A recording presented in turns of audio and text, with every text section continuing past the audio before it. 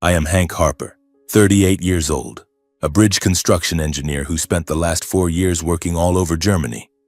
Right now, I'm behind the wheel of a rental car fresh from the airport flying down the highway toward Ohio. I didn't tell anyone I was coming. No calls, no messages. Why? Because I wanted it to be a surprise. Because I was afraid that if I said it out loud, the longing would break me before I even made it home. For 4 years, I lived like a machine, building massive bridges across the Rhine, but in my mind, there was only one bridge that mattered. The one that would finally carry me back to Aubrey. My daughter, my own flesh and blood. Aubrey Harper. Just thinking her name makes my heart pound. 4 years apart. She's 10 now. The last time I saw her, she was barely 6, those huge round eyes brimming with tears. Clinging to my legs as if letting go would make me disappear forever. That memory is still razor sharp, painful as the day it happened. I remember it perfectly. Cleveland Airport. Aubrey sobbing, her little voice breaking with every hiccup, desperate and raw, like her tiny heart was shattering. "Daddy, please don't leave me. I want to come with you." She clutched my pant legs, tears soaking her chubby cheeks.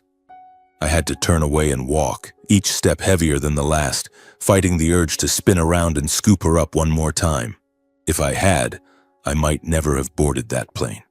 It was the hardest choice I ever made, but I told myself it was for the future. A better job, better pay, so one day I could give her a life without want. Now after 4 long years, I'm back. The plane landed at midnight. I rented a car and drove straight to Ohio. The familiar roads feel strange tonight. Why is the wind so cold? Trees whip past the windows like ghosts racing through my memories. In my head, Aubrey is crystal clear. How tall is she now? Does she still love chocolate ice cream? Does she even remember me? I smile to myself, but the smile fades fast when I think of those rare video calls. Mom always put it off. She's asleep. She's doing homework. The photos she sent were blurry. Aubrey's smile looked forced. I told myself it was bad internet, that she was just camera shy. But deep down, a faint unease had started to grow. It's fine. I'm here now. I'll hug her tight and make up for everything. The car stops in front of my parents' old house on the outskirts of town, and it's late, but I can't wait until morning. My heart is hammering as I kill the engine and step out. The air feels unnaturally cold, wrapped in a thick, eerie fog. The house is swallowed in darkness. No lights anywhere. Strange. My parents always stayed up late watching TV, and Aubrey would definitely still be awake. Are they away? No, I didn't tell anyone I was coming, but someone should be home. A chill wind rattles the leaves, the hair on my arm stands up. I walk to the door and call softly, "Mom, Dad, Aubrey, I'm home. Is anyone there?" No answer. I ring the doorbell over and over. The chime echoes into the night, but the house stays silent. A suffocating dread rises in my throat. Something's wrong. I dig through my pocket for the spare key, the one I've carried like a talisman all these years. Hands trembling, I slide it in, turn it. The door creaks open and I step inside. It's pitch black and freezing, like walking into a tomb. The air is heavy, stale, thick with mildew. No signs of life, no TV, no smell of food, no faint glow from the kitchen. I call louder. My voice bounces off the empty hallway, answered only by its own echo. I flip on the lights and scan the living room. The old sofa, the dining table covered in dust. No one. Lawson, Cassidy, Aubrey, where are they? I rush to Aubrey's room, praying she's asleep. The bed is empty, sheets cold, panic claws at my chest. Where did everyone go? Why is the house this terrifyingly vacant? I turn to head outside and ask the neighbors. Then in the dead silence, a faint sound drifts from the back of the house. A weak, broken sob, muffled as if someone is trying to stifle unbearable pain. My heart seizes. What was that? An animal? Or a person? I freeze and listen. It comes again, clearer now. A choked, desperate whimper coming from the direction of the old basement. Terror explodes inside me, blood roaring in my ears. I spin around and move toward the back of the house, each step heavy, gripping my phone like a weapon. Every footfall matches the frantic pounding of my heart. What's waiting down there? Why does that sobbing sound so full of agony? I moved deeper into the back of the house, past the pitch-black hallway that led to the kitchen. The sobbing grew clearer, no longer vague. Now it was ragged, labored breathing, broken and faint in the darkness, as if someone were fighting to draw air through unbearable pain. Each gasp stabbed my heart like a knife. Cold sweat broke out down my spine. I paused for a second, trying to steady myself. "Calm down, Hank. It's probably just a rat or something," I told myself, but my gut screamed otherwise. The sound was coming from the old storage basement at the rear of the house, a place almost no one ever used anymore. That basement, damp, cluttered with junk, where Dad kept garden tools and random odds and ends. I pushed open the kitchen door. The flashlight from my phone swept across dusty cabinets and the untouched dining table. The crying echoed clearly now, distorted through the wooden floorboards. My heart pounded so hard my ears rang.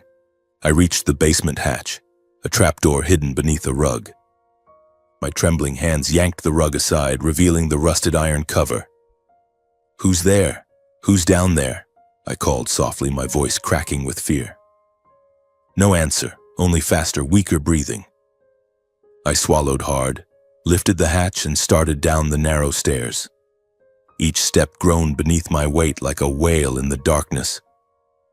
The air below was freezing and reeking of mold. I coughed as it hit my lungs. The phone's beam cut through the gloom. Every step downward dragged me closer to the terror churning in my chest. I prayed it was an illusion, but the sobs grew nearer, more real. The moment I shoved open the heavy basement door, wood screeching on rusty hinges, my whole body froze, as if turned to ice. The sight that hit me was so horrific I nearly screamed.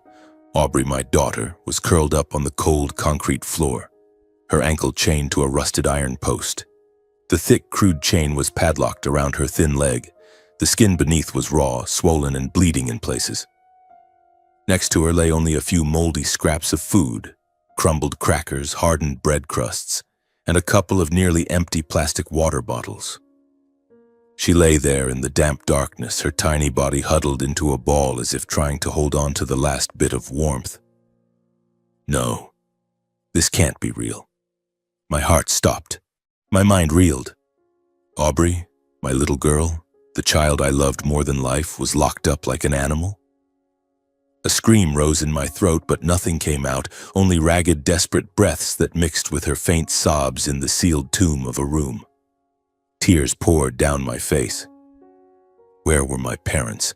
How could they let this happen? I lunged forward, stumbling over the rough floor, not caring about the pain. I threw myself at her and wrapped her in my arms. Her body was nothing but skin and bone, so light, so fragile. Her skin was ice cold. Ribs jutted out beneath a torn, threadbare shirt. Bruises, old and new, covered her. Welts from belts, handprints, marks I couldn't even name. Aubrey's breathing was shallow, barely there, her chest rising in tiny labored movements.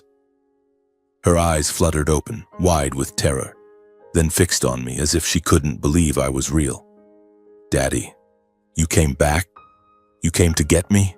she whispered, voice as faint as a breeze. I clutched her to me, arms shaking, holding her so tightly I was afraid I'd hurt her, yet terrified to let go. The fear of losing her crashed over me like a tidal wave. She was teetering on the edge of death, breath fading, skin pale, eyes glassy with exhaustion. "I'm here, baby. Daddy's here. You're going to be okay, don't be scared," I choked out, tears falling onto her tangled hair. Memories flooded back. 6-year-old Aubrey laughing as I spun her around in the backyard. Now she lay here chained like a prisoner in this hellhole. Who did this? My parents? It was impossible, but the proof was right in front of me, ripping my heart apart. I forced myself to breathe, to swallow the rage boiling inside. Not now. Save her first. Fear didn't paralyze me. I couldn't let it. She needed out, now. Hospital, warmth, life. Letting go of her felt like tearing off a limb, but I had to. "I'm getting you out, Aubrey. Hold on, sweetheart," I said, voice trembling. I frantically searched for anything to break the chain, a hammer, a crowbar, anything. The phone light swept wildly. Old junk, a rusty toolbox, a wrench. I grabbed the wrench and hammered the padlock with everything I had. Metal clanged against metal, echoing in the tomb-like room, but the lock held. Every second felt like a knife to the heart. Aubrey was fading, her breathing slowing. I hit harder, sweat mixing with tears, hands bleeding from the impacts. While I hammered, I kept talking, desperate to keep her conscious. Aubrey, look at Daddy. Remember the fairy tales I used to tell you? Little Red Riding Hood, your favorite. Tell me again, how did she beat the wolf? I babbled anything to keep her with me, terrified that if she slipped away once more, she'd never come back. She whispered something, eyes half open, barely audible. Daddy, the chain hurts. Her words cut deeper than any blade. I swung harder, pouring every ounce of strength into it. Finally, after what felt like eternity, the lock snapped with a sharp metallic crack. My legs nearly gave out from exhaustion, but I couldn't collapse. Not now.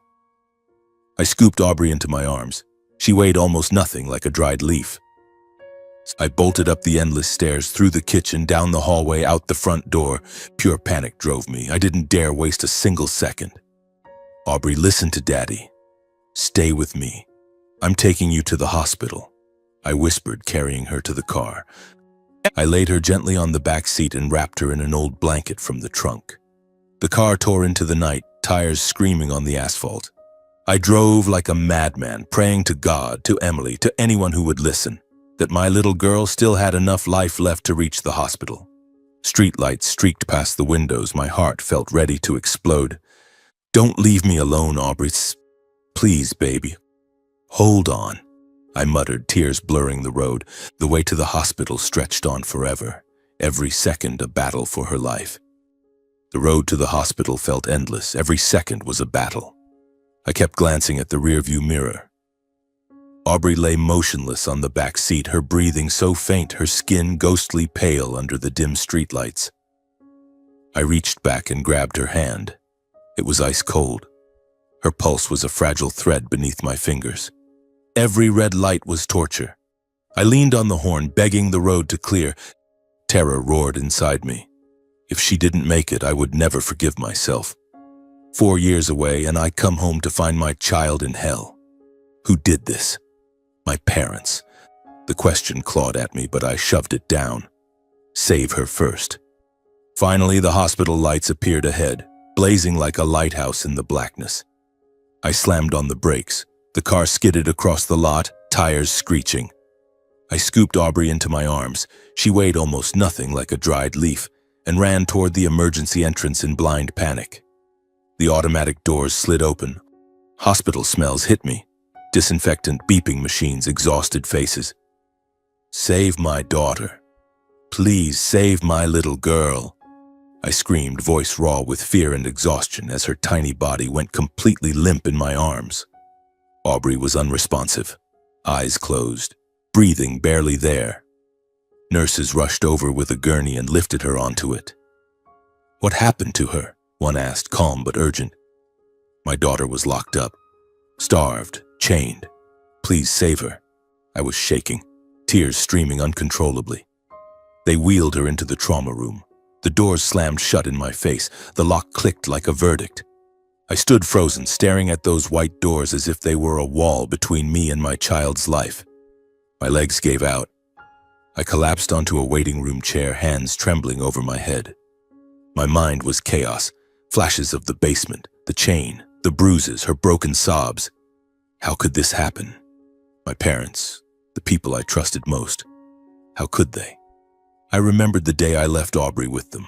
Mom had hugged her tight and smiled. Don't worry, son. We'll take good care of her. Those words now cut like glass. Minutes dragged like hours. The wall clock ticked slowly, torturing me. I paced, fists clenched, praying silently. Emily, if you're up there, please protect her. Tears fell again. I wiped them away, trying to stay strong. The hospital buzzed around me, crying children shouted names, but for me the world was only that door. Eventually the doctor came out, middle-aged, graying hair, glasses, cold, searching eyes. My heart leapt into my throat. How is my daughter? Is she okay? I rushed toward him, voice shaking. He paused, looked me up and down, and said flatly, "Her condition has been stabilized for now.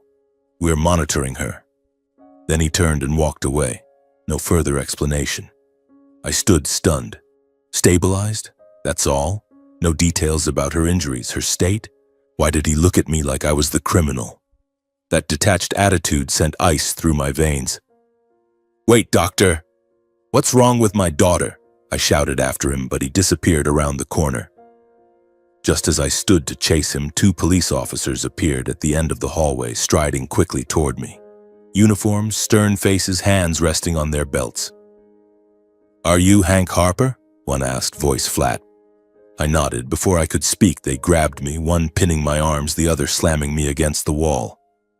"Mr. Harper, you are being detained." I was stunned, furious, helpless. "What? Let me go. My daughter is in there fighting for her life." I struggled, but they held firm. Handcuffs clicked coldly around my wrists. My heart pounded wildly, my mind spun. I had just saved her, now I was being arrested? One officer recited in a monotone, "We received a report that you are the person who abused and neglected the child. The little girl you brought in shows signs of severe, prolonged abuse." The words hit like lightning. "Abuse? Me?" I stared at them, mouth open. "No, you've got it wrong. That's my daughter, Aubrey. I just rescued her from the basement." They didn't listen, skepticism written all over their faces. At that moment, the same doctor returned, standing beside the officers with an even colder expression. It clicked. He was the one who called the police.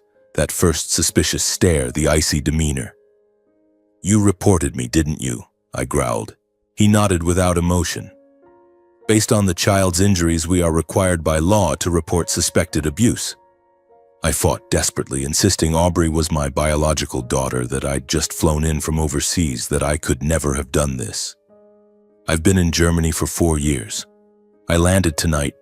Please listen to me." I begged, tears spilling over. But none of them believed me.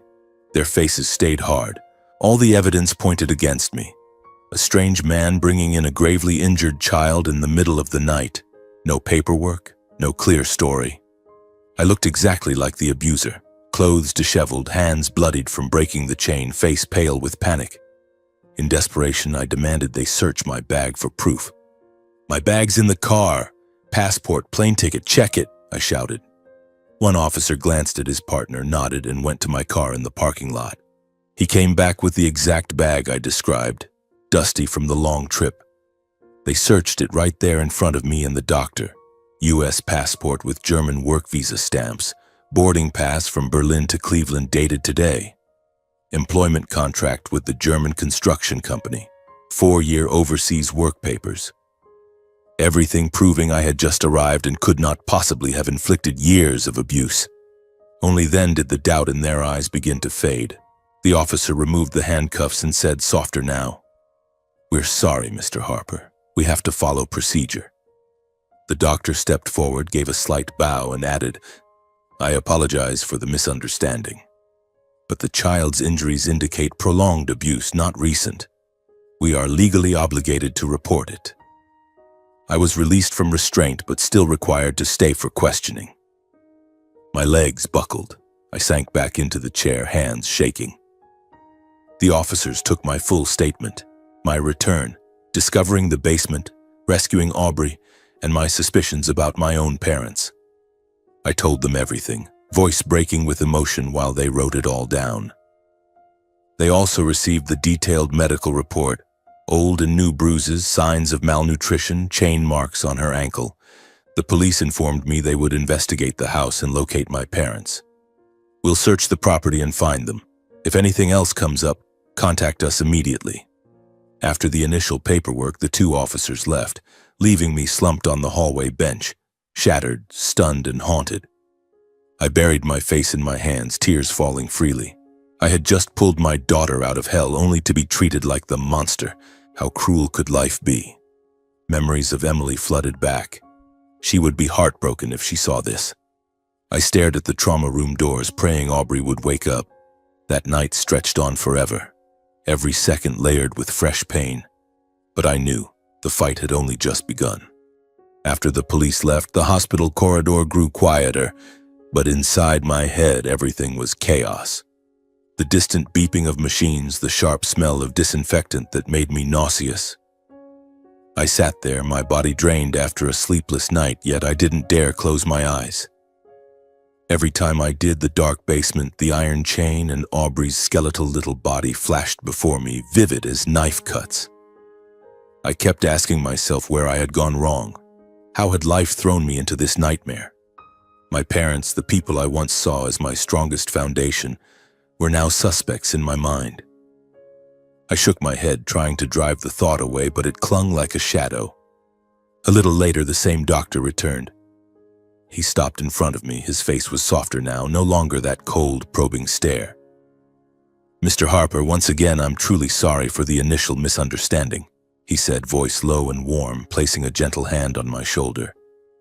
"We have to be extremely careful in cases like this, especially with children. Aubrey's condition is more stable now. You can visit her in the ICU for a short while." That apology felt like cool water, easing some of the burning resentment inside me.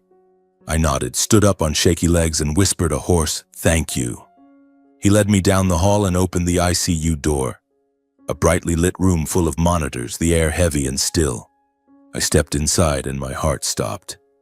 There was Aubrey, lost in drug-induced sleep on the white hospital bed, IV lines running into her tiny arm. Her face was still deathly pale, cheeks sunken, but her breathing was steadier now, her chest rising and falling gently under the thin blanket. The heart monitor beeped in a steady rhythm, a fragile reassurance. That temporary stability brought both relief and agony. Relief that she was alive and breathing, agony at the bruises still visible on her arms and neck, cruel reminders of the hell she had endured. I walked to her bedside, legs heavy as if wading through mud. "Baby," I whispered, voice breaking. I sat down and took her small hand in mine. It was soft but ice cold, so thin, so frail, not the chubby little hand I used to hold while we walked in the park. Tears fell again, dripping onto her skin. "I'm so sorry, Aubrey. Daddy came back too late," I whispered, squeezing gently, terrified that if I let go, she would slip away forever. The ICU was silent except for the machines and her faint breathing. I sat there watching her sleep, and old memories flooded back like a slow-motion film, dragging me into the past. I remembered the night Emily died, right after a difficult birth. It was pouring rain at Cleveland Hospital. The rain hammered the windows while newborn Aubrey wailed in the delivery room. Emily lay there, pale as death, machines beeping their final warning. The doctor shook his head. "I'm sorry, we couldn't save her." My world shattered. I fell to my knees beside her bed, clutching her cold hand. She left me alone with Aubrey, a red, crying infant wrapped in a white blanket. From that day on, I was a single father. I brought her home, learned to mix formula, change diapers, rock her to sleep in the middle of the night. In those early days, I cried alone, staring at her and aching for Emily. "Emily, what do I do now?" I whispered to our wedding photo on the table. I worked construction by day, covered in dust, deafened by machinery, then came home to hold my daughter, telling her fairy tales until she fell asleep. Some nights I stayed up with a feverish baby, pacing the room, singing hoarse lullabies, soaked in sweat. Mornings rushing her to school in the rain, holding the umbrella over her while I got drenched, smiling. "Be good today, okay? Daddy will bring ice cream when I get home." Life was hard, money tight, time short, but it was filled with love. Aubrey grew up in my arms, lighting up whenever I walked through the door, running to hug me. "Yay, Daddy's home!" Those moments were treasures, the reason I kept going after losing Emily. Then the job in Germany came, a huge bridge project in Berlin, triple the pay. I agonized for weeks, lying awake, staring at Aubrey asleep beside me, heart twisting. How could I leave her? She needed her dad every day. But the promise of a better future, no more scraping by, forced me to say yes. "Daddy's only going for 4 years, sweetheart. I'll come back and we'll be happy," I whispered the night before I left. I left Aubrey with my parents, uneasy but telling myself they were her grandparents. No one would love her more. Dad clapped my shoulder. Don't worry, son. We'll take care of her like our own. Mom hugged Aubrey tight. You'll stay with Grandma and Grandpa. We'll make sure you have everything. I believed them. They were family. I had no other choice. In Berlin, I thought of her every single day. In my cold little apartment, I'd look at photos of Aubrey on my phone and smile to myself. Every month, I sent money home, every euro I could save, hoping it bought her good meals, new books, warm clothes. She's growing up so fast, isn't she? I'd ask myself. Those rare calls were my lifeline. But now, sitting beside her hospital bed, holding her frail hand, I realized I had never once heard Aubrey herself say she was happy. Everything came through my parents. Aubrey's doing great, don't worry, Mom would say, voice bright but somehow forced. Every time I asked to video call Aubrey, Cassidy found an excuse. She's asleep, she's studying, she's tired. Let's do it tomorrow, she's not feeling well today. I believed her because I was busy, because I was far away. The photos Cassidy sent were always oddly similar. Same old living room angle, Aubrey standing stiffly, smile forced, as if taken only to check a box. I thought Grandma just wasn't good with cameras. Now I see the fear in that smile. I also remembered how Aubrey's voice on those rare calls grew quieter, more timid, frightened. Nothing like the bright, chatty girl I left behind. Are you okay, Aubrey? I'd ask. Yes, I'm fine, Daddy. Don't worry too much, she'd whisper, voice trembling, then fall silent. How had I not seen it sooner? A chill ran down my spine as the pieces finally clicked into place. All the delays, the fake smiles, the fearful whispers over 4 long years. A horrifying picture was forming. The next morning, while Aubrey was still unconscious, I stepped into the hallway and called my mother. My heart pounded, but I kept my voice calm, pretending nothing had happened. I didn't say I was back in the country, just asked where they were and how Aubrey was doing. The phone rang a few times, then Mom's cheerful voice. Hank, it's me. We're at home. Aubrey's still sleeping. Everything's perfectly normal, same as always. She even laughed lightly, as if nothing were wrong. I swallowed hard and asked, Is she doing okay, Mom? Eating well? Oh, she's great. Eats everything, sleeps like a log. Just focus on your work. We're taking good care of her. Like always, they asked about my health, told me not to worry, insisted they were looking after Aubrey perfectly. Your dad says hi. He's watching TV with her right now, Mom added, voice warm and utterly fake. I went numb, realizing those same lies were still flowing while my daughter lay unconscious in the ICU because of their cruelty. Rage boiled inside me, but I forced it down. Okay, talk soon, Mom, I said shortly and hung up, my hand shaking so hard my nails dug into my palm. In that moment, I made the decision. I would keep everything secret. I would not let them know I had uncovered the truth. I couldn't give them a chance to run. I would wait silently for them to come home and walk straight into the trap. I would gather evidence and expose their crimes in the light of justice. No escape. The pain was still there, but now it had hardened into cold determination. I walked back into the room, looked at Aubrey and whispered, Daddy will get justice for you. The real fight was just beginning, and I would not stop. I sat by Aubrey's bed a little longer, holding her hand tightly, feeling her steadier breathing as a reminder that I had to act.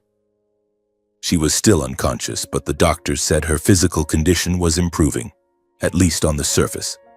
The invisible wounds, the ones carved into her mind and soul, would take far longer to heal. I stood up, wiped my tears, and forced a calm expression as I called the nurse.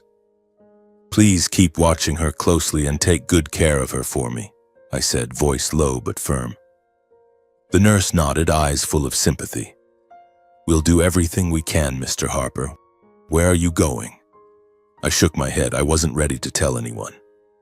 I have some things to take care of. Call me the moment she wakes up. I left my number and quietly walked out of the hospital, my chest heavy as if I were carrying a boulder. Outside, the Ohio morning was cool and crisp, weak sunlight filtering through the trees, but to me the world was still as dark as the night before. I drove back to my parents' house in the suburbs. The familiar road now felt alien, haunted. Every turn brought memories. Childhood days running in the yard, Dad teaching me to ride a bike, Mom baking apple pies that filled the house with warmth. Now it was all just a cruel facade. I parked at the gate, hands gripping the wheel, taking deep breaths to steady myself. I brought my phone to record everything that remained. Evidence. Solid evidence.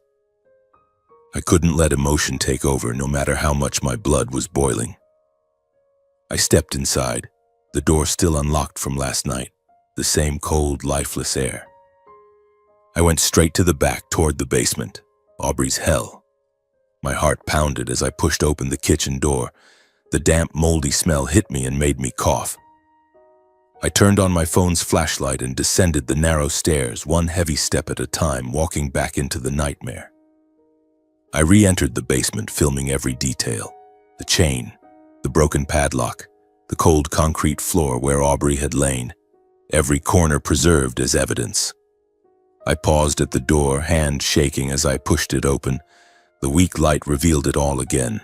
The icy floor stained with dried blood where the chain had bitten into her skin. The rusted chain lying discarded, the shattered lock from my desperate blows the night before.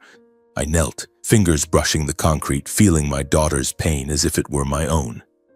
"How long were you down here?" I whispered, tears rolling down my face. I turned on the camera and recorded everything. The chain scarred from her struggles, the mangled lock, the floor littered with crumbs of moldy food and stagnant water. I filmed the exact spot where she had curled up, the damp corner where she must have cried silently night after night. Every dark nook, every dusty box, everything became evidence. Each second of recording was another knife in my heart, but I didn't stop. The courts had to see this hell. When I finished in the basement, I climbed back up, exhausted but burning with resolve. I went into my parents' bedroom and gently pushed the door open, half expecting ghosts. The room was dark, reeking of cheap perfume mixed with dust. I turned on the light and froze. Scattered across the table were luxury shopping receipts, Gucci bags, Prada shoes, a Rolex watch, all dated right after my money transfers. I picked them up with trembling hands. One receipt from the 15th of last month, the day after I sent $2,000. Another for an expensive leather jacket, the exact day I wired Aubrey's birthday money. There were also travel brochures, flights to Florida, luxury hotels in Las Vegas, and bank loan papers with huge amounts and sky-high interest. None of the money had gone to Aubrey. No books, no clothes, no proper meals. It had been spent on gambling debts, shopping sprees, and vacations while my daughter was chained in the basement with stale bread. I sat down hard on the bed, head in my hands, tears spilling. Every dollar I had saved on German construction sites, 12-hour shifts in the rain, living on sandwiches to send more home, had bought them luxury while Aubrey suffered. "How could you?" I whispered, voice breaking. But I refused to let emotion win. I photographed every receipt, every document, clear, sharp images under the flash. My bank statements would match these dates perfectly, proving the money came from me. When I was done, I left the house, rage fueling me. I decided to talk to the neighbors. This quiet suburb of identical white wooden houses now felt like a street of silent witnesses. I knocked on Mrs. Jenkins' door next door, the old woman who always sat on her porch watching the world. She opened it, squinting. "Hank, you're back?" I nodded, forcing a smile. "Yes, ma'am. Do you know where my parents went?" She confirmed she had seen them leave with large suitcases days ago. Off to Florida or somewhere, laughing and happy. Other neighbors said the same. Mr. Smith across the street saw them take a taxi to the airport. Mrs. Lee overheard them talking about a fancy hotel. But then the stories turned horrifying. Several neighbors admitted they had often heard shouting, Lawson yelling, a child crying, Mr. Smith said, voice full of regret. Mrs. Jenkins had even seen Lawson hit Aubrey once through the fence. He slapped her hard for spilling water or something. The poor girl screamed, but Cassidy just stood there watching. They said Aubrey was almost never allowed outside except to go to school, always tightly controlled. No friends, no playing in the yard, always walking with her head down. She looked terrified, Hank. We were worried, but we didn't want to interfere. Mrs. Lee sighed. Their words cut like blades. I stood there, fists clenched, fighting tears. How had I not seen? I thanked them, recorded the conversations as evidence, then drove to Aubrey's elementary school. The familiar playground now filled with laughing children. I met her homeroom teacher, Miss Miller, in her office. She recognized me instantly. "Mr. Harper? Aubrey talked about you all the time." I asked about my daughter. She confirmed Aubrey often came to class exhausted, eyes ringed with dark circles, jumpy and withdrawn, grades slipping. Whenever anyone asked what was wrong, Aubrey went silent. She'd just shake her head and say, "I'm fine." We were concerned, but she never told us anything. Faced with this mountain of evidence and testimony, I stood speechless, pain and rage twisting so tightly I could barely breathe. On the drive back to the hospital, I suddenly slammed on the brakes, pulled over, and punched the steering wheel over and over in a surge of pent-up despair. Regret for trusting the wrong people. How could I have been so blind? And trembling fury that my daughter had suffered in silence all these years. Aubrey, how strong she must have been, enduring alone so I wouldn't worry. I cried. For her, for myself, for the trust that had been destroyed. Then I wiped my face, took a deep breath, and steeled myself. I had to be strong. The evidence was gathered. Now I would wait for them to come home. The confrontation was coming, and I would show no mercy. I parked the car and walked into the hospital with heavy steps, carrying a bag of light food I'd picked up on the way. Nutritious porridge, fruit juice, things she used to love. The nurse met me in the hallway and smiled reassuringly. "Aubrey's awake, Mr. Hank. She's been asking for her dad." My heart leapt. I rushed into the room, forgetting even to say hello. I stayed at the hospital day and night, personally feeding her every sip of water, every spoonful of porridge, never leaving her side. She lay there, eyes wide when she saw me, but still so weak, skin pale under the fluorescent lights. I sat on the edge of the bed, stirred the chicken porridge gently, and said softly, "Eat a little, sweetheart. Daddy got your favorite chicken porridge." Aubrey gave a faint smile, but tears rolled down her cheeks. I wiped them away, my hands trembling. Those days I didn't go home. I slept on the waiting room chair, waking the instant a nurse called. I fed her, told her silly stories to make her smile, changed her bandages, stroked her hair. Every moment beside her was a reminder. I had missed too much. Now I had to make up for it tenfold. The doctors checked daily and said she was recovering well physically, but I knew the wounds in her heart would take the longest to heal. When Aubrey finally became fully conscious, her eyes filled with tears the moment she saw me clearly. Her lips trembled as she whispered, "Daddy, you really came back." That first lucid moment after the coma, her eyes wide and shining with tears, voice barely audible, broke me. My heart felt crushed. I threw myself forward and wrapped her in my arms, sobbing as if my chest were tearing apart. Her frail body felt like bones in my embrace, ribs sticking out, but that faint warmth was everything. "Daddy's here, baby. I'm home. I'm never leaving again," I whispered, tears falling onto her shoulder. I kept apologizing, blaming myself for letting her suffer alone. "I'm so sorry, Aubrey. I should have come back sooner. I didn't know. I didn't know you were going through this." She cried with me, her tiny hands clutching my shirt as if I might vanish. We held each other and sobbed in the quiet hospital room, pouring out years of pain. 2 days later, Aubrey's condition improved noticeably. She could sit up against the pillows and speak slowly, though she was still very weak. Color returned to her cheeks, her eyes brighter, but she tired quickly and had to pause mid-sentence. I sat beside her, holding her hand, telling old stories to make her smile. "Remember when we went to the park and you begged for ice cream?" She gave a small laugh, voice soft. "I remember, Daddy.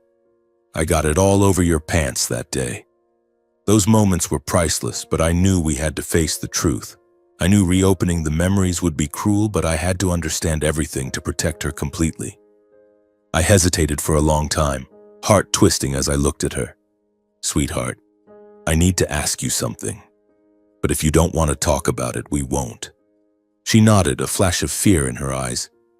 When I mentioned the years living with Grandma and Grandpa, Aubrey suddenly started shaking and burst into heartbreaking sobs.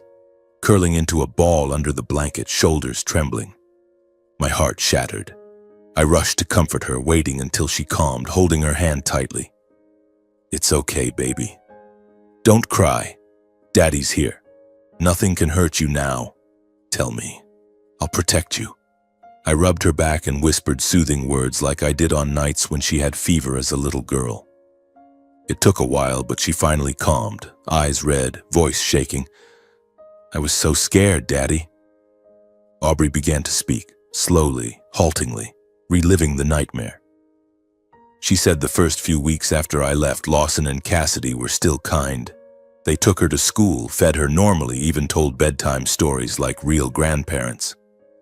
"At first they were nice, Daddy. Grandma made porridge, Grandpa let me watch TV.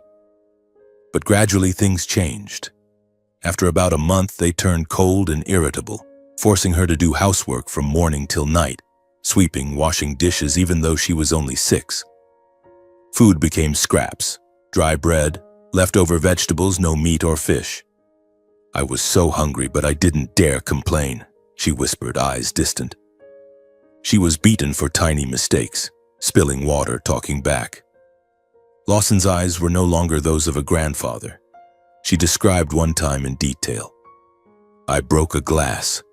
Grandpa rushed at me and hit me with his belt. It hurt so much, Daddy. I cried and cried, but he didn't stop. I went numb, gripping the bedsheet until my knuckles turned white." Aubrey choked out that Lawson had beaten her like an enemy, shouting that she wasn't really his granddaughter. "He said, 'You're not my blood, you're just a burden,' and hit me harder." Those words sliced through me. Not his blood? How could he say that? Whenever they went on trips or left the house for days, they locked her in the basement with only moldy crackers and a little water. Once they left me down there for 3 days. It was pitch black and freezing. I cried for you, Daddy, but no one heard. They threatened that if she ever told anyone, even me, she would be locked away forever and never go to school again. Grandpa said if I told you, he'd kill me. I was so scared. So whenever we talked on the phone, I just said I was fine." In fits of rage, Lawson repeated that she wasn't family, leaving her terrified and filled with self-loathing. "I thought maybe I wasn't really your daughter, that I was bad, so they hated me." She broke down sobbing, body shaking. I died inside with every word. I held her and cried too. "No, baby, that's not true. You are my daughter, my own flesh and blood. I love you more than anything in the world." I couldn't understand how my own parents could be so cruel, or what I had ever done to make my child suffer hell in my place. Why treat their own granddaughter like this? For money? Because they hated me? The question spun unanswered. In that moment, my pain was no longer just a father's grief. It had hardened into a cold, unshakable resolve to bring every person responsible to justice. I wiped her tears, voice steady and fierce. "Daddy will make them pay, Aubrey. No one will ever hurt you again." She nodded, eyes still frightened, but a small peace settled over her as she rested in my arms. I sat by Aubrey a little longer, stroking her hair, telling silly stories to chase the shadows from her eyes. But my mind never stopped racing with plans. The evidence I had collected, photos of the basement, neighbors' statements, shopping receipts, still wasn't enough on its own. I needed to compile everything into an airtight case. Aubrey finally drifted off, her breathing steady under the thin blanket. I kissed her forehead and whispered, "Sleep well, my love. Daddy has to take care of something. I'll be back soon." I stood, legs heavy, and left the hospital room with a storm inside me. Outside, night had fallen. Streetlights cast a sickly yellow glow, but to me the world was still as black as that basement. I drove to the cheap motel near the hospital where I had been staying since I got back. I spread all the evidence across the table. Phone photos, recorded neighbor and teacher testimonies, my bank statements showing every regular transfer. I spent the entire night organizing, printing photos, copying audio files to a USB drive, photocopying receipts and statements. I got Aubrey's full medical file from the hospital, detailed reports of bruises, malnutrition, chain marks on her skin. Everything was neatly arranged into a thick folder, a horrifying book of crimes. The next morning, I drove to the local police station, heart pounding. The station sat in the middle of town, a gray building with the American flag snapping in the wind. I walked in and met the officer who had questioned me before. Mike, tall, deep voice. "Mr. Harper, something new?" he asked, eyes searching. I placed the folder on his desk. "This is the evidence. Everything my parents did to my daughter." Mike opened it and flipped through page after page. His brow furrowed at the basement photos. He shook his head at the luxury receipts next to my transfer records. The neighbor and teacher statements, carefully written and backed by recordings, made him pause longest. "This is an extremely serious case, Mr. Harper," he said, voice low. After reviewing everything, the police classified the case as exceptionally grave. Clear signs of child abuse, illegal confinement, and misappropriation of child support funds. Mike called in his captain, Reynolds, middle-aged, beard, sharp eyes. They spoke quickly, then turned to me. "We're opening a formal investigation. This evidence is enough to file charges. Child abuse, unlawful imprisonment, financial exploitation. These are heavy crimes." A small weight lifted from my chest, but the rage still burned. They told me to keep everything completely secret and continue cooperating so my parents wouldn't have time to destroy evidence or flee. "No more calls to them. Don't let on," Captain Reynolds said firmly. "We'll be watching. Do you know when they're coming back?" I shook my head. "From what the neighbors said, in a few days. They're on vacation." We planned the arrest. It would happen the moment they returned home, to catch them red-handed and leave no room for denial. "We'll have people watching the house. When they arrive, you go in first. We'll move in right after," Mike explained. I nodded. It felt like I was in a crime movie, but this was real. My life, Aubrey's life. I left the station, mind spinning, but resolve stronger than ever. I went back to the hospital, sat with Aubrey, told her stories to make her smile, but inside I was counting down the hours. Those waiting days dragged on forever. I stayed with Aubrey constantly, watching her improve little by little, eating more, smiling more, though she still flinched at loud noises. I told her about the bridges I built in Germany, promised to take her places once she was strong again. But at night when she slept, I thought about my parents. Childhood memories flooded back.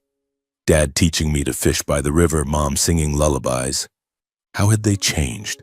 Or had they always been this way and I just never saw it? The questions tortured me. I barely slept. I called Mike every day for updates. Still no sign of them. Aubrey asked about Grandma and Grandpa. I dodged. "They're away, sweetheart. Right now it's just you and me." Then the day came. Early morning, Mike called. "They're coming back today. We saw a taxi booked from the airport. Get to the house first. We'll be nearby." My heart raced. I kissed Aubrey. "Daddy has to run an errand. I'll be back this afternoon, okay?" She nodded, eyes worried. "Be careful, Daddy. Bring me a present?" I drove to the house, parked a block away, and waited. The police had already briefed me and positioned undercover units around the neighborhood. Unmarked cars, plainclothes officers blending in with neighbors. I went inside, closed the door, and sat in the living room, heart hammering. Every second was agony, sweat beaded on my skin despite the cold. When my parents' taxi pulled up, the familiar yellow cab, the sudden appearance of police cars froze them in place, confusion and fear written on their faces. I watched through the window. Dad Lawson stepped out, tanned from their trip, pulling a suitcase. Mom Cassidy followed, clutching a designer handbag, bought with my money. They glanced around nervously, movements jittery as if they sensed something terribly wrong. They hurried inside, still unsettled, and stopped dead when they saw me standing in the living room. The door had barely closed behind them when the air turned to ice. I stood there, face cold and hard. Beside me were Mike and 3 other officers, one already holding gleaming handcuffs. Mom froze, face draining of color, lips trembling. "Hank? You're back? Why are there police here?" Both of them shook, eyes wild with panic, as if they already knew the inevitable was upon them. Dad backed up. His suitcase hit the floor with a thud. "What the hell is going on?" Mike stepped forward, voice steady. Lawson Harper and Cassidy Harper, you are under arrest for child abuse, unlawful imprisonment, and financial exploitation of a minor. You have the right to remain silent." The words struck like thunder. Dad screamed in panic, thrashing to escape. "No!" "It wasn't us. Hank, what are you doing?" He shoved Mike and tried to bolt for the door, but officers tackled him instantly. Handcuffs clicked shut. Mom collapsed to her knees, wailing and begging. I walked up to them, eyes burning with cold fury, and demanded to know why they could be so cruel to my daughter. "Why? Aubrey is your own granddaughter. How could you chain her, beat her, spend the money I sent on vacations while she starved in the basement?" My voice shook with rage, fists clenched. Lawson let out a mad, manic laugh, eyes blazing, spitting as he spoke. "You think she's my granddaughter? She's not. She's no blood of mine. I've hated you since you were a kid, you little bastard." He laughed like a lunatic even while cuffed. Those words stabbed deep, but I stood firm. Cassidy just stood silent, head bowed, offering no defense, as if she had already accepted her guilt. She sobbed quietly, refusing to meet my eyes. They were dragged to the patrol car, Dad still shouting, Mom weeping as the doors slammed shut, ending their days of freedom. Sirens wailed, the car sped away into the dusk. Neighbors gathered, pointing and whispering. Mrs. Jenkins stood on her porch. Mr. Smith shook his head. "My God, their own granddaughter?" The quiet street buzzed with shock and murmurs. I stood watching the car disappear, a storm of pain, rage, and cold emptiness crashing inside me now that the full truth was exposed. The people who had once been my family were now criminals. I turned, got in my car, and drove back to the hospital, tears streaming down my face. Aubrey was waiting, and I had to be strong for her. But this pain, it would stay with me forever. The weeks that followed passed in a heavy silence. I stayed with Aubrey day and night, watching her slowly regain strength. But every time she flinched in her sleep or shrank from an unexpected touch, my heart shattered all over again. The police kept me updated, and then the day finally came. The trial was scheduled just 6 weeks after the arrest, unusually fast once the case had been exposed. The county courthouse in central Ohio, an old red brick building, was packed that day. Reporters crowded the entrance, cameras flashing nonstop. Locals gathered in the hallways, whispering. The headline, "Grandparents Lock Granddaughter in Basement," had spread across local papers and then nationwide. The cruelty and the family connection horrified everyone. I held Aubrey's hand as we walked into the courtroom. She wore the new white dress I'd bought her, hair tied neatly, but her hand was still ice cold. "Daddy's right here. You don't have to be afraid anymore," I whispered. She nodded, eyes red but resolute. My daughter had insisted on testifying, even though the therapist advised caution. "I want to tell the whole truth, Daddy, so they can never do it again." Her words filled me with both pride and pain. We took our seats on the plaintiff's side. Across from us sat Lawson and Cassidy in orange prison jumpsuits, hands cuffed, faces gaunt after weeks in jail. Dad had lost a lot of weight, more gray in his hair, eyes still wild. Mom kept her head down, unable to meet my gaze. In the early sessions, Lawson and Cassidy still tried to deny everything, twisting facts, blaming circumstances, even attempting to shift responsibility onto me. Their lawyer, a middle-aged man with thick glasses, kept arguing that it was strict discipline, that the child was badly behaved and needed punishment, that Hank abandoned his daughter for 4 years, which led to the situation. Dad took the stand, voice hoarse. "Hank went to Germany and dumped the kid on us. We're old. We couldn't control her. She was addicted to games, lied all the time, so we had to lock her up to teach her a lesson." I sat there, gripping the armrests, blood pounding in my ears. Mom sobbed. "We only wanted what was best for her, but she wouldn't listen." Those words were salt in an open wound. But then the evidence was presented. Faced with an unbreakable chain of proof, Aubrey's detailed medical records, old and new welts, severe malnutrition, chain scars on her ankle, the photos I took of the basement, the rusted chain, bank statements perfectly matching their luxury shopping receipts, recorded testimonies from neighbors and her teacher. Every lie collapsed. The prosecutor, a sharp-eyed woman, displayed photo after photo. The pitch-black basement, dried blood, moldy breadcrumbs. The courtroom fell dead silent except for breathing. When Mrs. Jenkins' recorded voice played, "I saw Mr. Lawson beat the child until her nose bled," Mom began shaking and Dad stared at the floor. Then came Aubrey. She bravely took the stand. I held her hand under the table as she walked up. Her voice was small but clear, every word carving the air. "Grandpa hit me with his belt, locked me in the basement, only gave me dry bread. Said if I told Daddy he would kill me." My daughter recounted the beatings, the starvation, the basement, the threats. When she said, "I was so scared, I thought I would die down there," the entire room went still. A female reporter bowed her head and cried. Dad finally looked up, eyes red, but said nothing. Mom collapsed onto the table, sobbing uncontrollably. Faced with the evidence and Aubrey's testimony, Lawson and Cassidy had no defense left. Their lawyer fell silent. No more questions. Dad only muttered that he had been wrong. Mom wept without words. Sentencing day, the courtroom was more crowded than ever. The judge, an older woman with a cold but fair voice, read the verdict. Lawson Harper is sentenced to 18 years imprisonment for severe child abuse, unlawful imprisonment and financial exploitation of a minor. Cassidy Harper is sentenced to 12 years imprisonment as an accomplice for enabling and covering up the abuse and exploitation. The gavel fell, echoing through the heavy air like the closing of a gate to hell. I held Aubrey tightly. She trembled in my arms. We didn't cry anymore. We simply felt in silence that a horrific chapter had finally ended.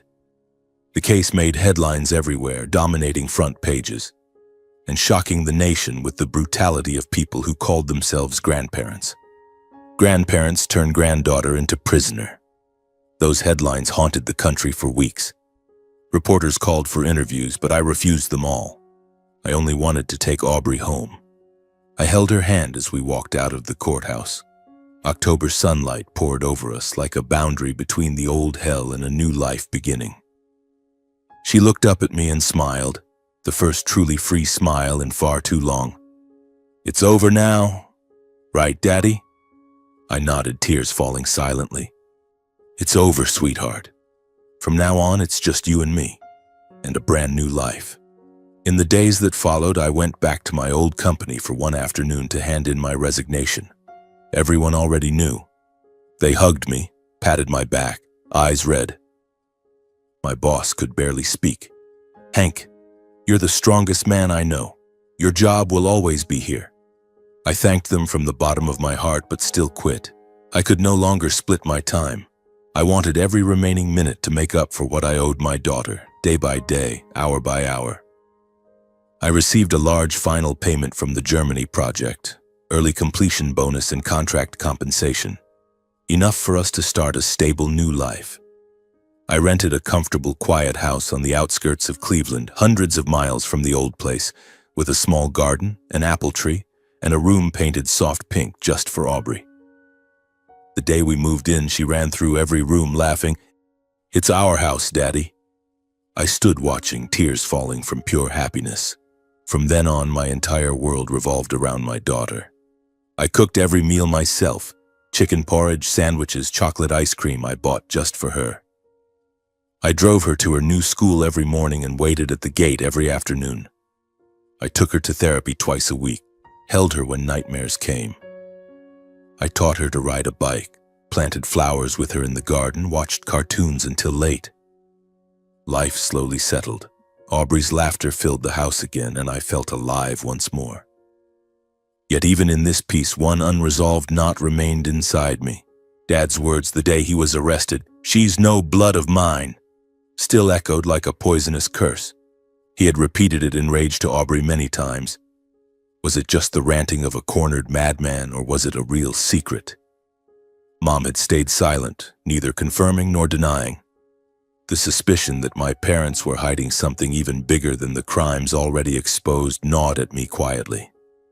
That doubt grew slowly in the back of my mind, a lingering shadow after the nightmare. Some nights I lay awake staring at the ceiling, wondering, who am I really? Is Aubrey truly their granddaughter by blood? And if not, does it change anything? I am still Aubrey's father. I love her more than life, but the shadow lingers, waiting for a day it might flare up. I'm not ready to face it, not yet. Right now, I only want to live for my daughter, for her smile every morning when she wakes. Everything else, let the future answer. The future refused to wait. It arrived on a late autumn afternoon when the maple leaves outside the window blazed red, and Aubrey was sitting in the living room of our new home, drawing. I stood in the kitchen watching her beam at the picture she had just finished. That smile was the most precious thing I owned. Yet inside me, one sentence kept looping like a broken cassette tape. She's no blood of mine. I've hated you since you were little. Lawson's words the day he was handcuffed. I had tried to push them away hundreds of times, but they clung like an unhealed wound, growing more inflamed with every passing day. I knew I couldn't run from it forever. If I didn't face it now, it would eat me alive from the inside, and one day Aubrey would sense her father's unrest. I didn't want her to grow up with a haunted man. So I made the decision. I would visit my parents in prison one last time, hoping to finally get an answer to the doubt that had been tearing me apart. I told Aubrey I had to go away for work for one day. She hugged me tightly. "Come home soon, Daddy. I'll wait for you to have dinner." I kissed her hair, hiding my red eyes. Then I got in the car and drove 3 hours north to the state prison in northern Ohio. Light rain fell. The windshield wipers squeaked like they were crying for me. I had scheduled the visit a week earlier, but even now my feet felt like lead. The visiting room was cold. Metal tables, plastic chairs, thick glass between us. I sat down, fingers laced to stop the shaking. The iron door opened. They were brought in. When Lawson and Cassidy were led into the room, their deterioration was stark. Dad was skeletal, hair snow white, prison uniform hanging off him. Mom looked hollowed out, dark circles under her eyes, hair unkempt. But in my father's eyes, the old bitterness still burned, an undying flame. The moment he saw me, he exploded, slamming the table. "You little bastard. You came here to gloat. Ungrateful brat. You're the one who put your own parents in prison." His voice roared through the small room. Cassidy sat silently, head bowed, shoulders trembling. I took a deep breath and kept my voice steady. I was never ungrateful. From the time I was little until now, I always tried to be a good son.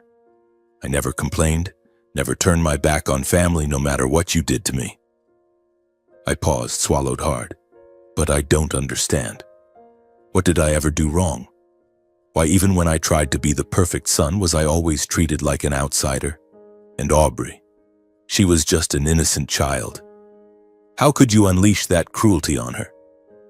For a split second, Lawson froze, as if I had struck a nerve.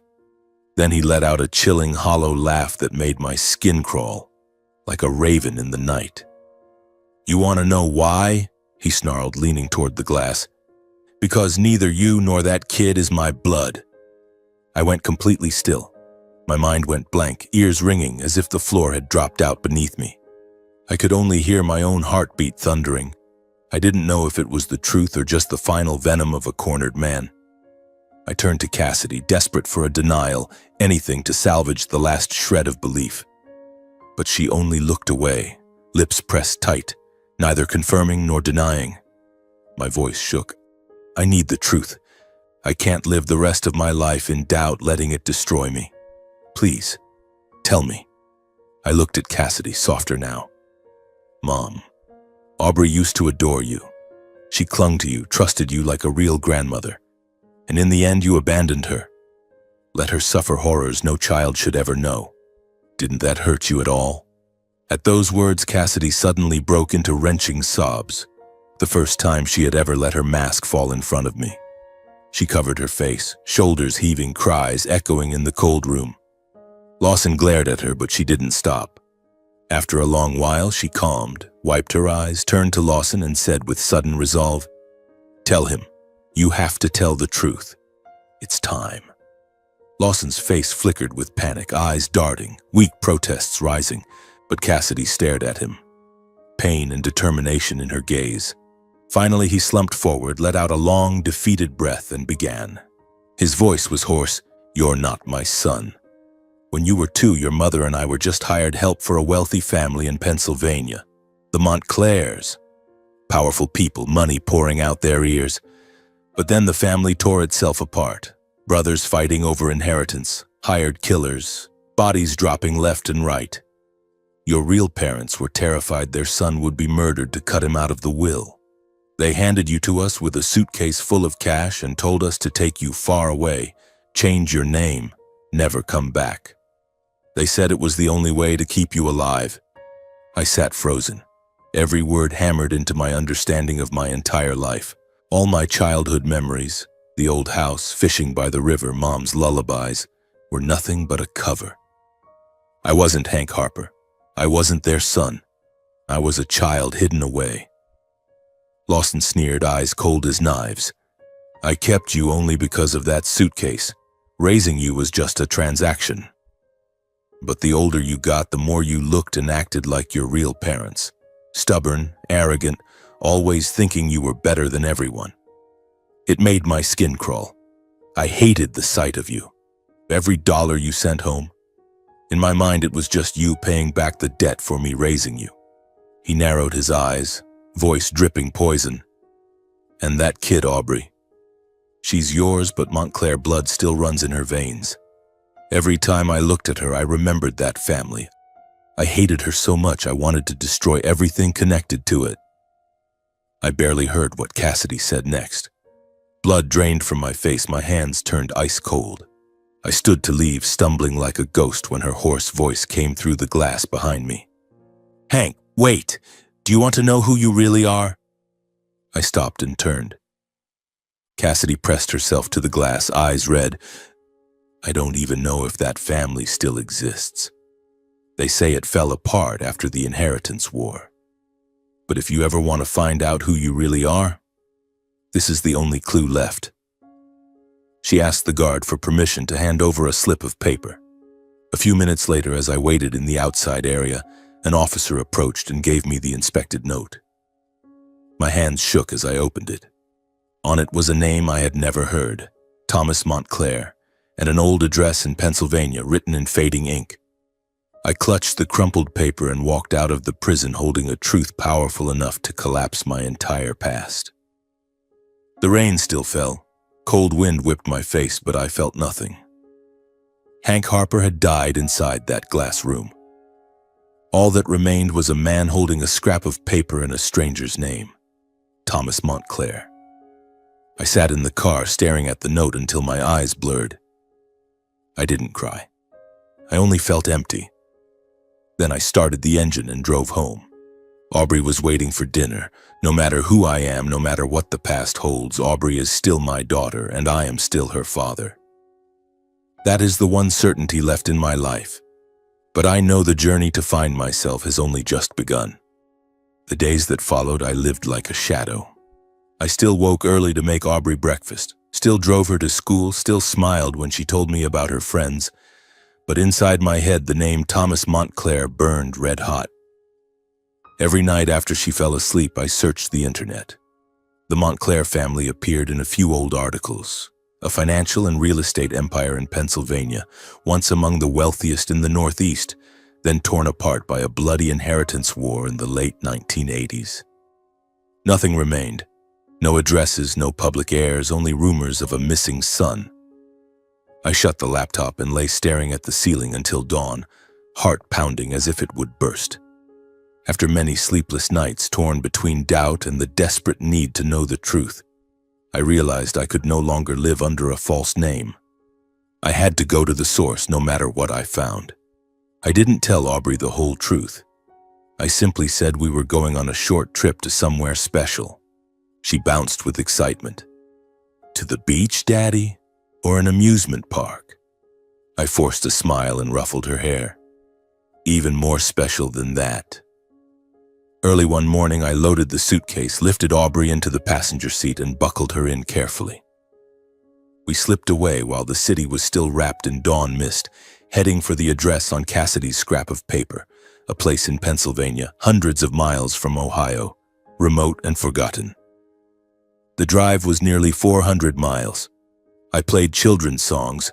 Aubrey sang along while I stayed silent, eyes fixed on the highway, mind in turmoil. Light rain fell, stopped, fell again.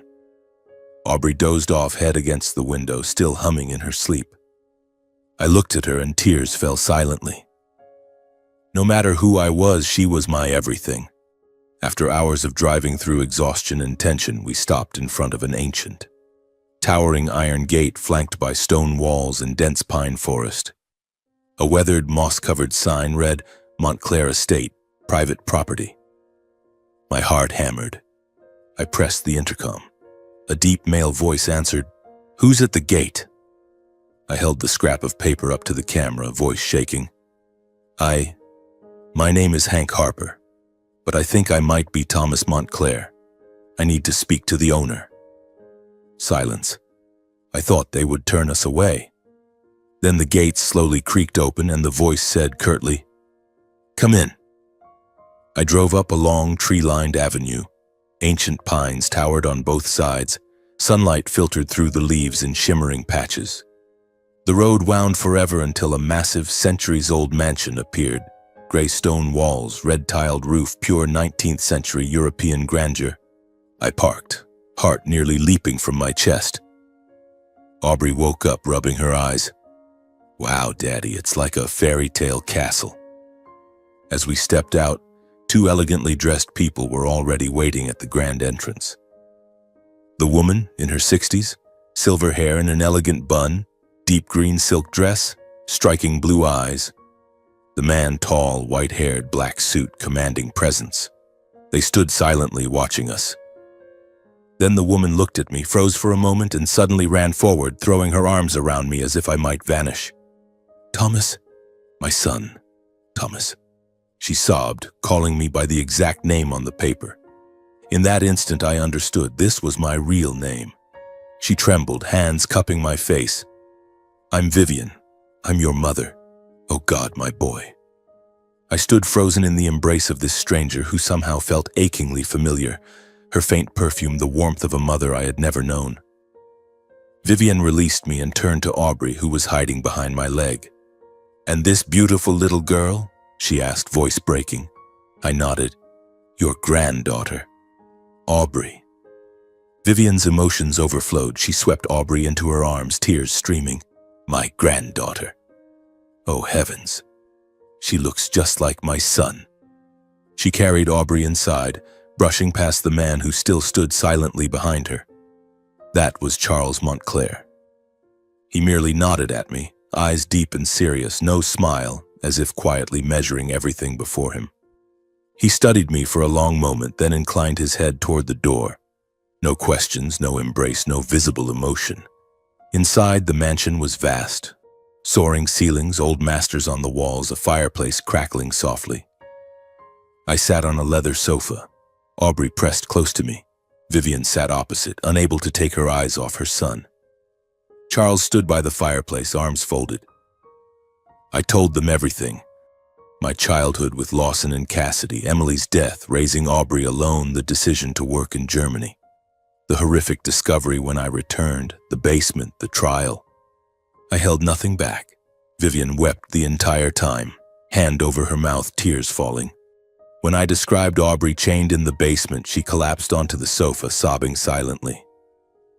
When I finished, Vivian broke completely. "My son, I never imagined you suffered so much. I searched for you for 36 years. She threw her arms around me again, crying like rain. Charles remained cool, only saying, "I provisionally believe what you've told us, but we need definitive proof." He summoned a servant to take hair samples from Aubrey and me and sent them immediately to the family's private lab. The next day, the DNA results arrived. Vivian opened the envelope with shaking hands in front of Charles and me.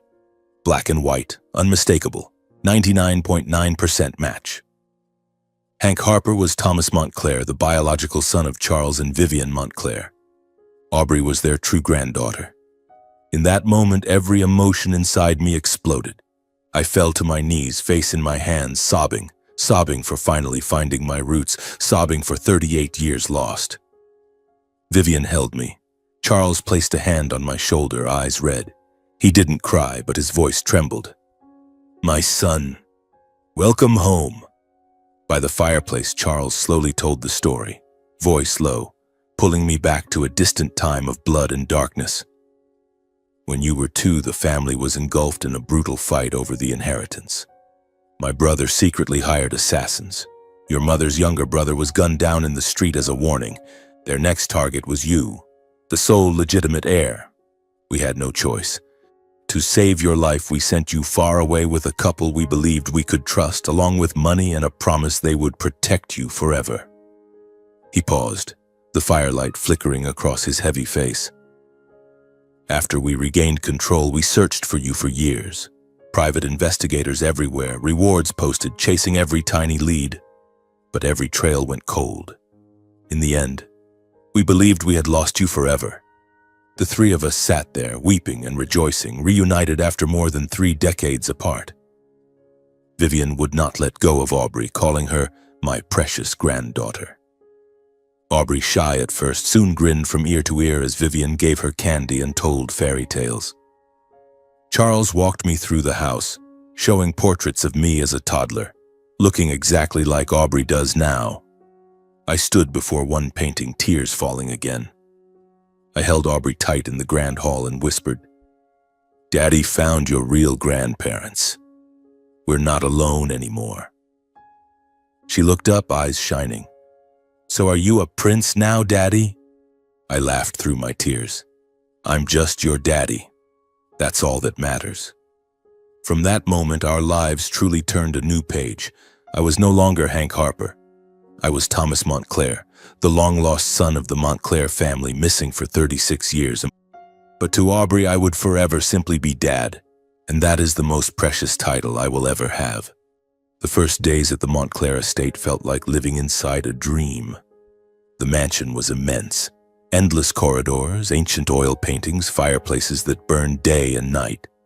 Every morning I woke with the strange sensation that I had wandered into the wrong life until Aubrey's laughter rang down the hallway. "Daddy," Grandma made heart-shaped pancakes for me. I ran out and saw Vivian, my birth mother, a woman whose name I had known for only days, cradling Aubrey on her lap, feeding her bites of pancake drenched in syrup. Charles sat nearby reading the paper, but the corners of his eyes betrayed a rare, quiet joy. They spoiled Aubrey with every meal, every nap, every smile, treating each one like a treasure. Vivian sewed new dresses for her. Charles silently filled an entire room with toys and books. They were making up for more than 10 years without a granddaughter, with every ounce of love 2 elderly people still possessed. Many times I stood silently in the kitchen doorway watching them play, Charles pushing Aubrey on the swing, Vivian teaching her little songs, and quietly realizing this was what real family felt like.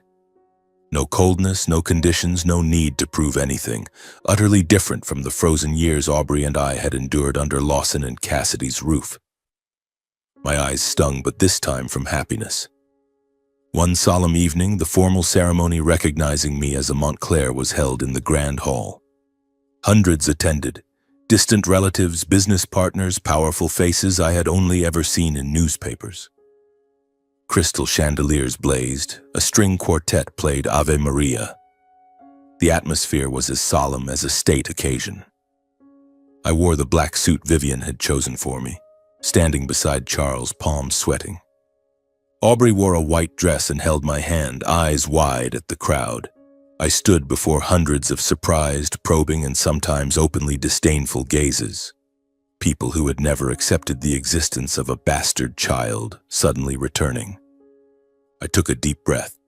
Then Charles placed a hand on my shoulder and spoke clearly into the microphone. "Thomas Montclair, my only son with Vivian, has returned after 36 years lost. From this day forward, he is officially the lawful heir of the Montclair family." The hall fell silent for a moment, then applause broke out, some sincere, some polite, some skeptical. I bowed in thanks, feeling a weight lift from my chest. Aubrey hugged my leg and whispered, "Are you really a prince now, Daddy?" I laughed and kissed her hair. "I'm still just your daddy." After the ceremony, I was given an entry-level executive role, vice president in charge of infrastructure development. Charles was blunt. "This is my test. Prove the Montclair blood runs in you, son."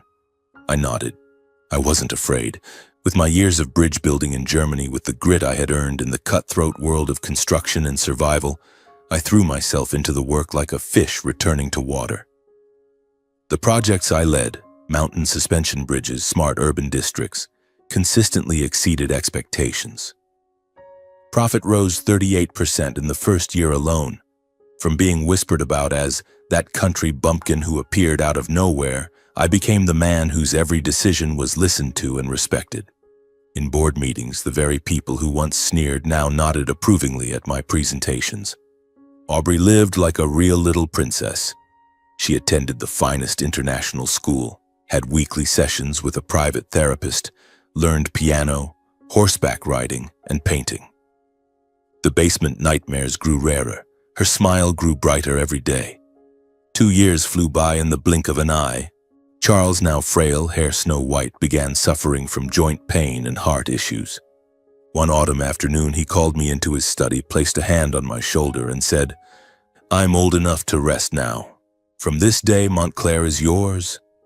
He signed the documents transferring full control of the corporation to me in front of the entire board. No one objected.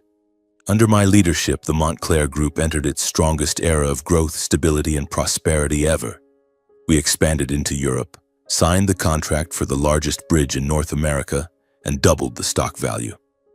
Yet I remained the father who drove Aubrey to school every morning, cooked dinner every night, and read her bedtime stories, even if I now wore suits and signed million-dollar deals by day. One peaceful afternoon, I stood on the second-floor balcony looking down at the vast garden. Aubrey was playing with her grandparents, Charles pushing her on the swing, Vivian laughing until tears came as Aubrey told school stories. Golden autumn sunlight fell gently on faces that had endured so much loss. Grandparents who lost a son for 36 years, a father and daughter who lost childhood to hell. Now finally we had all found each other. Looking back on the journey from darkness to light, I realized that blood does not solely determine family. Hearts and choices do. Lawson and Cassidy shared my blood yet chose cruelty. Vivian and Charles didn't know I existed for 36 years yet chose unconditional love from the very first second. I learned that blind trust can destroy a lifetime.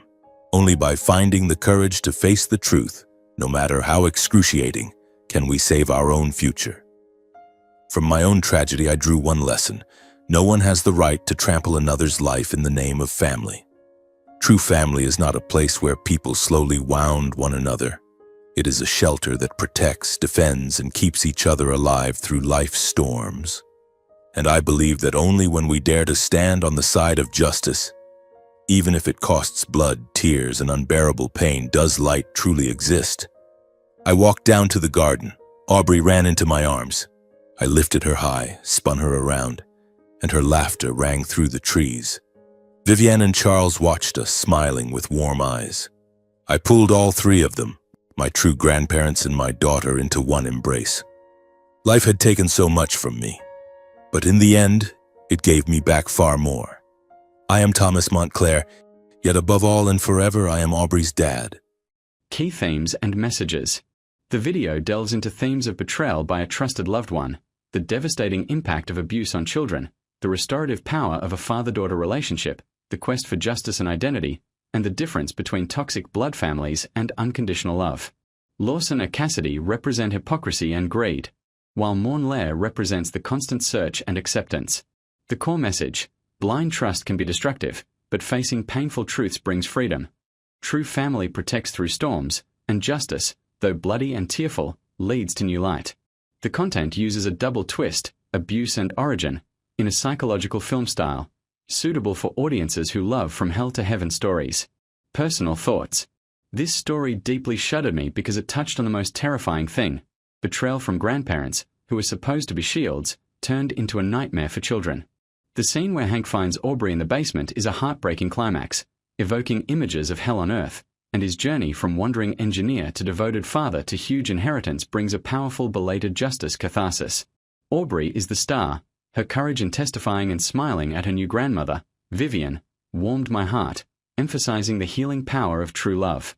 The origin twist was unexpected but appropriate. Adding a layer of depth to the family is not blood theme. Overall, the video is not only entertaining but also a wake-up call about hidden signs of abuse, making me think about the real world where many children suffer in silence, and hopefully inspiring viewers to take action to protect the vulnerable. Lessons learned. 3 practical lessons I learned from the video, applicable to family relationships and personal growth. Recognize and act on signs of abuse. Aubrey's isolation and testimony emphasize. Don't ignore weak cries from loved ones. Check in person, like Hank does, and collect evidence, receipts, testimony, to protect the victim. Lesson. Prolonged silence only feeds the darkness. Justice begins with a brave step. Family is a choice, not a blood destiny. Lawson shared blood but chose cruelty, while Mornlair was estranged for 36 years but gave love immediately. Lesson. Judge relationships by protective and supportive actions, not genetics. Cut off toxicity to open the door for those who truly deserve it. Facing the past to build the future. Hank's journey from doubt to DNA testing and legacy teaches. Painful truths, like hidden roots, can be freeing, leading to recovery, therapy, successful business. Lesson. Don't let the ghosts of the past hold you back. Use it as a foundation for growth, turning loss into strength. This video is a powerful reminder of the power of true love and justice. If you've watched it, do you think the Mornlair family twist has changed how you feel about Hank?